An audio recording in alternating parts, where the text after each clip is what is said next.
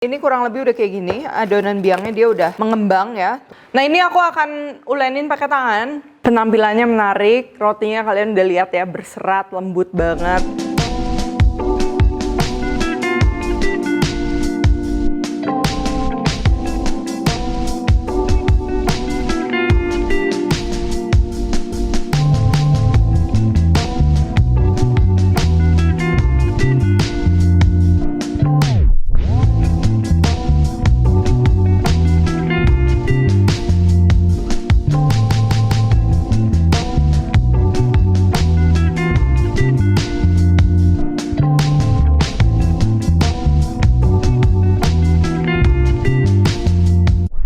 Hai guys, buku resep aku yang bertemakan Indonesian Fusion Food sudah tersedia di seluruh Gramedia dan toko buku Gunung Agung. Kalian juga bisa beli melalui Tokopedia, Shopee, dan Bukalapak dengan keyword Indonesian Fusion Foods. Yuk segera beli, jangan sampai kehabisan. Hello, welcome back to my channel, Devina Hermawan. Hari ini kita akan bikin roti sisir mentega ya. Ini cocok banget buat pemula, asalkan diperhatikan step by stepnya. Dan pastinya wangi banget, lembut ya, dan juga tidak memerlukan peralatan-peralatan yang khusus gitu kan. Dan hari ini kita akan bake menggunakan oven dari Eco Home. Oke, bicara tentang roti ya, khususnya roti manis ya, karena jenis roti itu kan banyak, ada yang French bread, ada sourdough dan lain-lain. Ini kita bilang roti manis tuh biasa ada dua cara untuk mengadon ya. Yang pertama direct, yaitu kita campur semua bahan jadi satu sampai dia kalis. Nah yang kedua ini mungkin kalian kenalnya ini kalau kita bikin adonan biang dulu ya, jadi sponge and dough gitu. Jadi ini kita bikin biang, setelah biangnya udah mengembang, udah rasanya kompleks, baru kita bikin menjadi adonan. Nah sebenarnya kenapa sih aku pilih metode ini bukan yang direct? Pertama menurutku karena ini kita nggak akan ulenin pakai mixer ya, jadi itu tentunya nanti lebih hemat tenaga ya, jadi kita nggak terlalu capek karena dia nantinya lebih cepet kalis ya. Dan juga kedua itu tuh kalau metode ini kan dia terfermentasinya cukup lama, jadi nanti hasil adonannya tuh dia jadi lebih apa ya, bener-bener keluar rasa rotinya. Karena kadang mungkin kalian pernah mengalami bikin roti tapi begitu jadi roti kok rasanya nggak kayak roti yang kita beli di toko ya gitu, rasanya dia lebih kayak ada bau terigu-terigu. Nah itu biasa proses fermentasinya emang kurang lama ya. Nanti untuk lebih jelasnya tekniknya kita akan bahas saat masak. Nah jadi sekarang kalian lihat ini bahan-bahannya. Yang pertama untuk starternya, untuk biangnya atau buat sponge-nya, di sini kita perlu air, terigu, gula, dan tentunya ragi ya. Ingat raginya harus yang masih fresh, masih sehat ya, jangan yang udah lama nanti raginya udah nggak aktif, itu yang kadang bikin roti kalian gagal. Lalu untuk campuran berikutnya, untuk membuat adonannya ini tentunya kita perlu terigu juga, susu, kuning telur. Nah di sini kuning telur, kalau kalian nggak mau pakai telur, misalnya ada yang nggak makan telur atau apa, kalian ganti aja dengan susu ya. Nanti aku kasih gramasinya di description box. Lalu susu bubuk, butter, garam, dan juga ragi lagi. Oke, untuk adonan biang atau sponge-nya ini kita tinggal aduk aja jadi satu. Di sini aku menggunakan sumpit supaya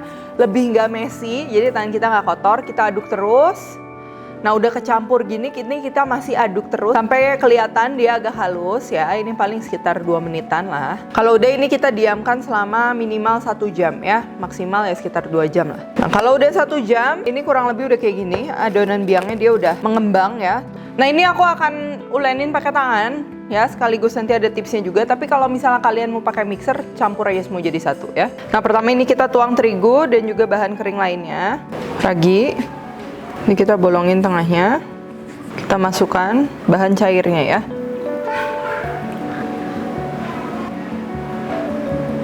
Nah untuk butter dan juga garam kita akan masukkannya nanti ya, karena kalau misalnya kita masukin dari awal takutnya nanti kedua bahan itu tuh dia menginterupsi pembentukan gluten, nanti jadi kurang lembut ya si rotinya. Nah terus sponge-nya tadi atau biangnya ini kita tuang juga. Nah ini kita gabung aja, aduk aja jadi satu semuanya. Nah pertama ini kita pakai gaya bebas aja, yang penting nyatu dulu semuanya ya, menjadi satu kesatuan. Jadi yang basah-basahnya itu nyampur sama yang kering-keringnya gitu. Nah kalau kita ngulenin roti pakai tangan itu pasti dia agak lengket-lengket gitu, kalian jangan frustasi dulu ya. Kalian bisa bantu dengan bench scraper ini, bisa buat bersihin yang di tangan ataupun yang ada di bench ya.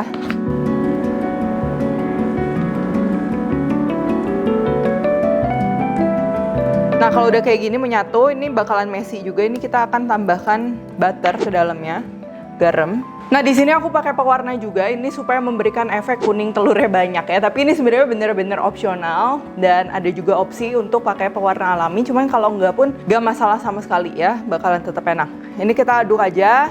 Nah, ini bakalan messy banget tapi nggak masalah, hajar aja terus. Dengan bantuan bench scraper juga boleh. Nah, ini terus kita aduk. Nah, kalau ini udah menyatu kayak gini, ini kita boleh banting beberapa kali. Dan kalau kalian ulenin dalam keadaan gini, ini tuh bakalan tetap lengket ke working surface kalian ya. Jadi kalau aku sukanya gini, adonannya ini kita jadiin dulu satu, lalu alasnya kita kasih minyak, berikut juga dengan tangan kita kasih minyak ya. Kalau udah, ini dia nggak akan nempel tuh. Ya, dia nggak nempel. Dan cara nguleninnya, kalau mau cepet, ini dorong, terus waktu tarik, jangan lupa juga untuk bantuan jari kalian ikut gitu ya, supaya muternya dia lebih banyak gitu kan, dibanding kalau kalian gini-gini doang. Nah, ini kan cuma sekali nih, tapi beda kalau halnya kalian gini, terus tarik lagi, itu bisa 2 kali lipat. Jadi yang ibaratnya kalian perlu waktu 20 menit, ini cuma 10 menit udah kalis ya. Dan supaya lebih gampang, ini kita pakai 2 tangan. 1, 2 ya, ini biar nggak pegel ya. Oke, udah gini, udah lanjut aja terus. Kalau seandainya lengket lagi, kalian boleh kasih minyak lagi ya, tapi biasanya enggak sih. Udah gini dia udah nggak akan lengket lagi. Nah, ini sesekali boleh kita banting sambil dilipat ke dalam semua, ini supaya ikatan glutennya lebih kuat ya. Nah, ini kurang lebih udah 10 menit aku ulenin ya. Kita ambil sebagian, ini kita cek apakah udah kalis elastis atau belum. Nah, jadi kita ambil sedikit, terus kita bentangkan ya.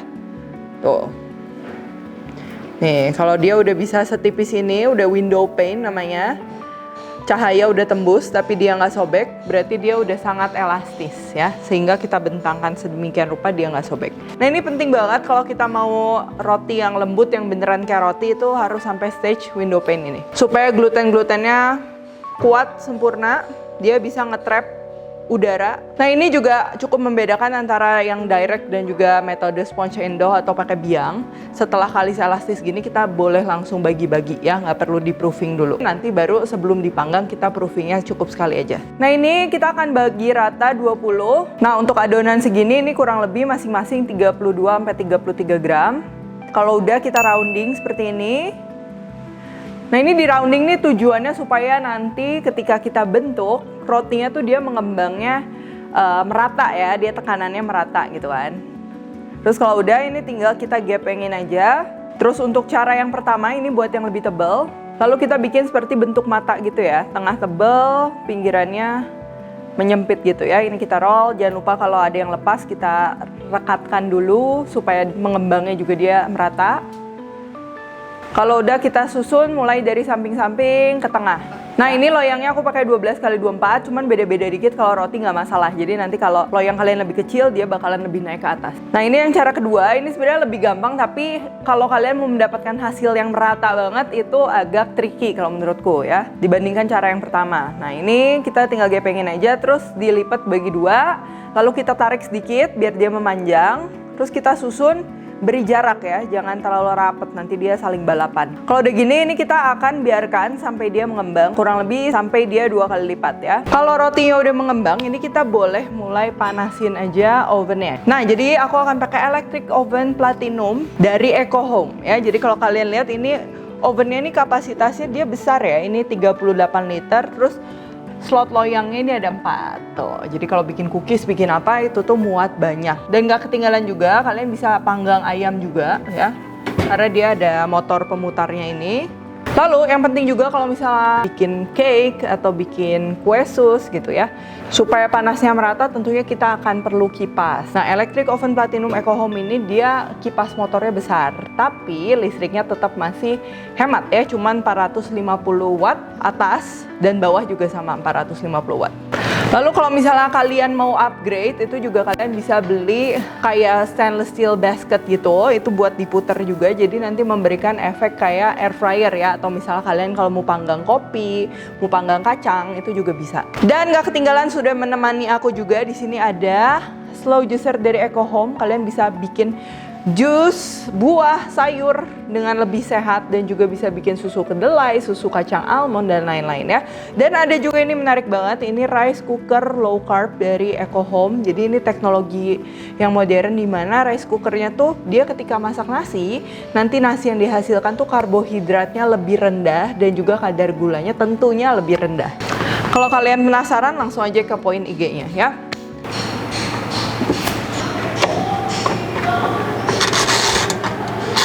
Nah ini kalau udah mengembang 2 kali lipat, nah ini kurang lebih sekitar 40 menit sampai 60 menit ya. Kalau misalnya adonan kalian mengembangnya terlalu cepat, itu biasanya raginya kebanyakan. Pengaruhnya tuh kerasa rotinya, bau ragi sama dia terigunya kurang kompleks gitu kan ya. Kalau udah gini, ini kita kasih aja kuasnya. Di sini aku pakai kuning telur dan juga campur sedikit air.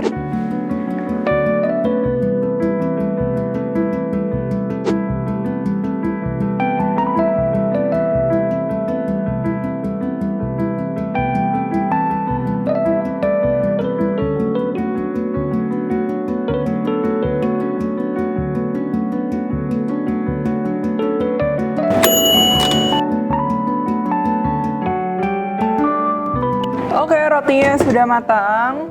Sekarang kita angkat.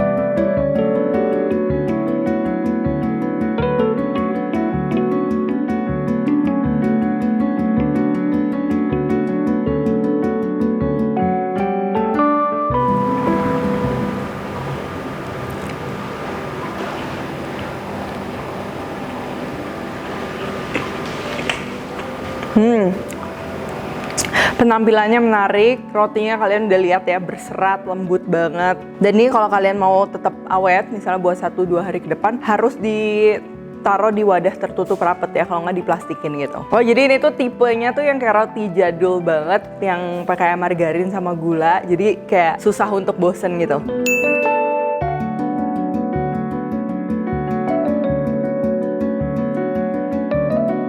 Jadi isian toppingnya tuh base-nya tadi kan margarinnya itu kalian bisa kombinasi sama coklat atau nggak bisa sama apapun yang kalian mau. Nah jadi intinya kalau misalnya bikin roti, komposisi diperhatikan, pada saat menguleni diperhatikan, dan kalau mau bentuknya bagus itu paling penting pada saat kalian rounding dan juga shaping ya, disusun yang rapi supaya nggak saling balapan. Tapi sebenarnya balapan-balapan dikit gitu juga nggak apa-apa sih, apalagi kalau misalnya kita buat konsumsi sendiri kan. Pastinya tetap enak. Oke kalau gitu thank you for watching. Jangan lupa like, subscribe, share, dan lain-lain. Dan kalian bisa juga cek produk-produk Eco Home, cek sosial medianya, kalau nggak kalian klik link di description box ya. Pastinya Eco Home premium quality of home appliances. Kalau kalian request juga jangan lupa tag @devinaherman @devispantry. Stay tune terus and see you in the next video.